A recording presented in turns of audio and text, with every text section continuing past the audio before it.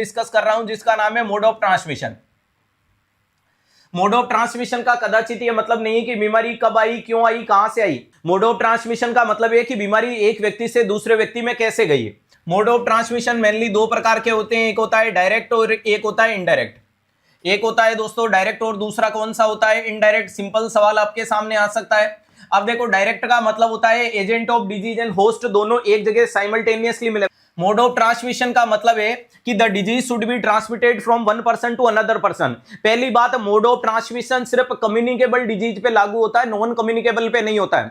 Communicable का मतलब this type of disease may be transmitted from one person to another person, एक person से दूसरे पर्सन में जो जाती है वो कम्युनिकेबल होती है। नॉन कम्युनिकेबल का मतलब वो बीमारी जो एक से दूसरे में नहीं जाती है, जैसे कि कैंसर है, जैसे कि कार्डियोवास्कुलर है। तो ये कैंसर है, कार्डियोवास्कुलर है, ये नॉन कम्युनिकेबल है, तो इनका कोई मोड ऑफ ट्रांसमिशन नहीं है। लेकिन कम्युनिकेबल का मतलब मेरे से आप में, आपसे आप में है और कहीं जाती है, वो क्या कहलाती है, कम्युनिकेबल। तो कम्युनिकेबल डिजीज के लिए अपन क्या पढ़ते हैं, मोड ऑफ ट्रांसमिशन। किसके लिए पढ़ते हैं, कम्युनिकेबल। अब मैं बात करने की कोशिश करूं, ये दो प्रकार का होता है। डायरेक्ट का मतलब बीमारी देने वाला और लेने वाला। बीमारी देने वाला यानी source of infection and host दोनों अगर साइमल्टेनियसली कहीं मिले और बीमारी को ट्रांसमिट करे या डिजीज को ट्रांसमिट करे, उसको बोला जाता है डायरेक्ट। यानी देने वाला और लेने वाले आपस में एक परस पे मिले और बीमारी को फैलाया। ये कौन कौन से होंगे, तो पहला नाम होगा ड्रॉपलेट, दूसरा देखने को मिलता है close physical contact, close physical contact. तीसरे नंबर पे देखने को मिलता है कंटामिनेटेड सोइल, डायरेक्ट पेनिट्रेशन,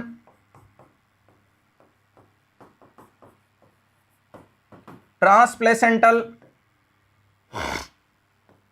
ट्रांसप्लेसेंटल या जिसको इंट्रावर्टिकल बोल सकते हो, वर्टिकल। इसके अलावा सेक्सुअल। इसको इनोकुलेशन ऑफ लूप भी बोल सकते हो।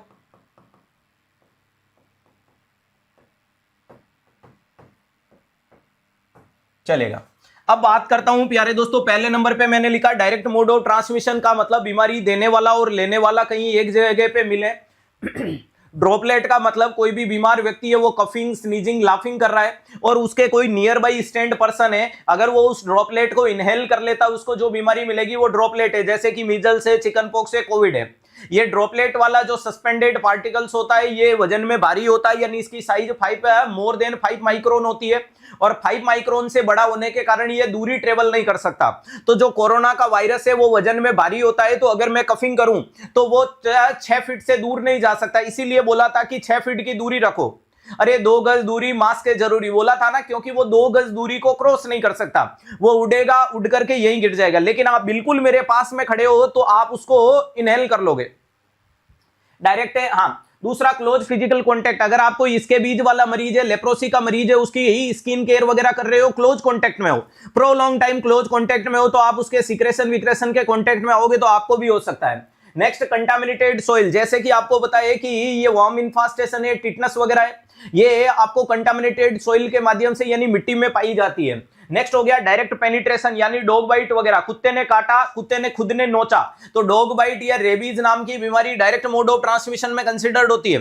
कुत्ते की सलाइवा किसी और के थ्रू नहीं आती, कुत्ते ने जैसे ही आपको काटा तो डायरेक्ट पेनिट्रेशन। टिटनस वगैरह भी डायरेक्ट पेनिट्रेशन से हो सकता है। ट्रांसप्लेसेंटल या वर्टिकल का मतलब प्रेगनेंसी में मां से बच्चे में बीमारियां जाती है, जैसे कि रूबेला वगैरह, यानी transmission of disease from the mother to foetus through the cross of the placenta. और लास्ट में सेक्सुअली आप समझदार हो कि डायरेक्ट ही होती है। नेक्स्ट होता है इनडायरेक्ट। इनडायरेक्ट में प्यारे दोस्तों दो प्रकार की देखने को मिलेगी, एक होता है जिसको बोला जाता है व्हीकल बोन और एक होती है जिसको बोलते हैं वो वेक्टर बोन। ध्यान रखिएगा, एक होती है जिसको बोला जाता है व्हीकल बोन और दूसरी होती है वेक्टर बोन। व्हीकल बोन में क्या आएगा तो याद रखिएगा air bone, blood bone, food bone, water bone, fomites bone. ध्यान रखिएगा। और क्या बच गया, चलो तो अगर कोई बीमारी एयरबोन है, एयरबोन का पार्टिकल्स वजन में छोटा होता है, वजन में हल्का होता है। सोइल का मतलब मिट्टी, मिट्टी में बीमारी है, डायरेक्ट मिट्टी से आपको मिली, कोई माध्यम है ही नहीं। टिटनेस डायरेक्ट मिट्टी से मिल जाती है। एयर, अब कुछ बीमारियां एयरबोन होती है। एयरबोन का मतलब उसके पार्टिकल्स की साइज 5 माइक्रोन से कम होती है। और अगर मुझे एयरबोन कोई डिसऑर्डर होगा तो मैं कफिंग, स्नीजिंग, लाफिंग करूंगा तो वो हवा में उड़ेंगे, फिर मैं इस क्लास में निकल जाऊं। नेक्स्ट फैकल्टी जैसे इस स्टूडियो में क्लास लेने आएगी तो वो हवा में अदृश्य रूप में, जो आपको नहीं दिख रहे हैं, लेकिन वो फैकल्टी जैसे ही सांस लेगी उसके शरीर में चली जाएगी। अब मुझे बताओ, मैं और वो मिले क्या? नहीं मिले। इनडायरेक्ट का मतलब है source of infection and host should not be meet together. हम आपस में नहीं मिल रहे हैं, तीसरा व्यक्ति माध्यम बन रहा है। अरे तीसरा बंदा कोई माध्यम बन रहा है और माध्यम के माध्यम से बीमारी फैला रहा है, इसको बोलते हैं इनडायरेक्ट मोड ऑफ ट्रांसमिशन। जैसे कि मान लीजिएगा तुम और तुम्हारी सोना बाबू आपस में टकराओ और नंबर के पर्ची चेंज करो, ये डायरेक्ट मोड ऑफ ट्रांसमिशन है। अरे तुम जूस की दुकान में घुस रहे थे, अचानक से वो कहता ना एकदम हवाएं चलने लगी, पर्दे उड़ने लगे, जुल्फें तैरने लगी, आंखों में ख्वाब पलने लगे, सामने से मुस्कुराती हुई आ रही थी और अपने हाथ में एक पुड़िया लाई, पुड़िया में गुड़िया अपने नंबर लिख लाई, आते जाते टकरा गई और जाती जाती पर्ची पकड़ा गई। ये वाली चीज कहलाती है डायरेक्ट मोड ऑफ ट्रांसमिशन। लेकिन तुम्हारे मेरे मन में एक ख्याल आया और अधूरे ख्वाब को दोस्त को बताया, दोस्त ने फेसबुक का जुगाड़ करवाया, इंस्टाग्राम की आईडी बता करके मोबाइल नंबर अटकाया और ला करके तुम्हें उससे मिलाया। That is called indirect mode of transmission. तो तुम्हारे दोस्त ने जो तुम्हारी जुगाड़ करवाया वो इनडायरेक्ट था। कबूतर जा, चचुंदर जा, नंबर ला, ये वाली चीज क्या कहलाती है? इनडायरेक्ट मोड ऑफ ट्रांसमिशन कहलाती है। और जो तुमने खुद का जुगाड़ खुद ने किया है, न किसी हमसफर से न किसी हमनसीब से निकलेगा, अपने पांव का कांटा अपने आप हिल से निकलेगा। ए वतन तेरी जमीन पे मुझे एड़िया रगड़ने दे, क्योंकि इसी बंजर जमीन से पानी निकलेगा। तो अगर तुमने खुद ने मेहनत की है तो यहां ये देखने को मिलता है। और अगर सनम है पास तो हिचकियां अच्छी नहीं लगती, बिना मौसम के बिजली बादल बिजलियां अच्छी नहीं लगती। मिले जो रेस्पॉन्स तो बड़ी तारीफ करते हैं ये लड़के, मिले जो रेस्पॉन्स तो बड़ी तारीफ करते हैं ये लड़के, और जो ठुकरा दे इन्हें वो लड़कियां अच्छी नहीं लगती। तो अगर किसी ने ठुकरा दिया तो वार है दोस्तों अलग है। ठुकरा के मेरा प्यार मेरा इंतकाम देखेगी, मैं तेरे घर से तवा उठा लाया, बता रोटी कहां सेकेगी। तो कुल मिलाकर के ध्यान रखिएगा, इनडायरेक्ट का मतलब आपस में मेलजोल नहीं हुआ, फिर भी जानकारियां सब कुछ जो प्राप्त है वो पर्याप्त है। तो एयरबोन, ब्लड बोन का मतलब मान लीजिएगा कोई इमरजेंसी डिपार्टमेंट में आया, मरीज का ब्लड टेबल पे गिरा, मरीज चला गया, दूसरा मरीज आया, आपस में कांटेक्ट हो गया, ये चीज कहलाती है ब्लड। फूड बोन का मतलब कोई बीमारी कहीं से खाने में आ गई, हमने तो खाना खाया, हमने तो खाना खाया, हमें नहीं पता है कि बीमारी किसने दी, कहां से दी, क्यों दी। इसके बाद में वाटर बोन, अगर कोई बीमारी पानी में आई, हमने तो पानी पिया और हाँ पानी प्यासा बैठा था आग लगाने को, चलेगा। तो ध्यान रखिएगा, आपने पानी पिया और पानी से मिल गया। नेक्स्ट इंपॉर्टेंट चीज है फोमाइट्स। फोमाइट्स का मतलब इंस्ट्रूमेंट या आर्टिकल से फैल जाती है, ये वाली चीज फोमाइट्स वाली। तो ये सारी चीजें कहलाती है व्हीकल बोन। अगला नाम लिखा है मैंने वेक्टर, और वेक्टर का मतलब होता है मॉस्किटो, मॉस्किटो, या जिसे आप क्या कह सकते हो एंथ्रोपोइड्स, एंथ्रोपोड्स। ध्यान रखिएगा, अगर एग्जामिनर तुम्हें पूछे कि कोई भी बीमारी मच्छर से फैलती है, अरे ध्यान रखिएगा, हाँ सर ड्रॉपलेट और एयरबोन में क्या डिफरेंस है, 3 बार समझाया। इसकी साइज 5 माइक्रोन से बड़ी है, इसकी 5 माइक्रोन से कम है, ये बड़ा डिफरेंस है। एयरबोन ज्यादा घातक होता है ड्रॉपलेट की तुलना में। अब एंथ्रोपोइड्स का मतलब मच्छरों से फैलना, मॉस्किटो से फैलना, नाम कहलाएगा वेक्टर बोन। अब प्यारे दोस्तों थोड़ा डीप में ले जा रहा हूं कि ये तुम्हारा वेक्टर है, टेक्टर नहीं, वेक्टर है। वेक्टर 2 प्रकार से बीमारी को फैलाता है। वेक्टर में कौन है? मॉस्किटो है। वेक्टर में कौन है? मॉस्किटो है। लेकिन मॉस्किटो 2 प्रकार से फैलाता है। एक तो अपनी बॉडी के अंदर बीमारी को घुसा करके, जिसको बोलोगे बायोलॉजिकल, जिसको क्या बोलोगे? Biological transmission. बायोलॉजिकल का मतलब disease present inside of the body. और दूसरा होता है मैकेनिकल। मैकेनिकल का मतलब बीमारी बाहरी आवरण पे चिपकी हुई है। यहां याद रखिएगा आउटसाइड सरफेस को यूज करेगा,